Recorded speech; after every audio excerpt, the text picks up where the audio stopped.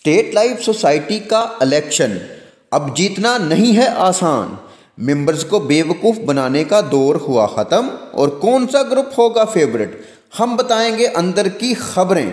जिस ग्रुप का हमने चंद दिन किया था कबल इंकशाफ, आइए इस ग्रुप के चेयरमैन का पैगाम सुनते हैं। शान रब्बी बतौर चेयरमैन इत्तेफाक ग्रुप आपसे मुखातिब हूँ।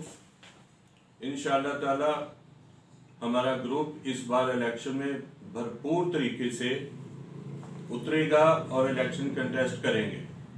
हम इंशाअल्लाह पिछली बार भी जो हमने इलेक्शन लड़ा उसमें हमें बहुत मेंबर्स की सपोर्ट हासिल थी और अब जो कि हमारी हर रोज़ मुलाकात हो रही है मेंबर्स के साथ, इंशाअल्लाह इस बार ज़्यादा वोट बैंक के साथ हम फिर मैदान में उतरेंगे और हमें अपने ऊपर इत्मीनान है।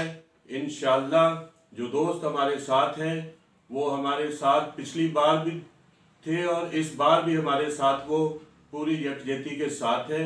इंशाअल्लाह इत्तेफाक ग्रुप इस बार विनर ग्रुप होगा इलेक्शन में। STV और यू न्यूज़ से लम्हा ब लम्हा खबरों के साथ आदिल बेग और मियां वकास ज़हीर को दीजिए इजाज़त। अल्लाह हाफिज़।